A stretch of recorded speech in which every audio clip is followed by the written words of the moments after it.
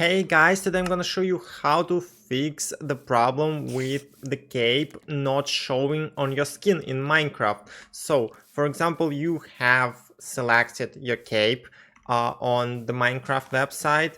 You've set it correctly. You did everything correct. You can see on the Minecraft website that the cape is set, but in the game you just cannot see it for some reason. It is not appearing here. So as you can see on my skin, there is no cape. So what should you do in this situation? First of all, you need to leave the world and go to the main menu. Here we need to go to options and skin customization. And here we've got a little setting that controls capes. It is setting that says cape, and it can either be turned on or turned off. So if you set your cape and you cannot see it, just check this setting. It should be turned on, and that way you will be able to see your cape.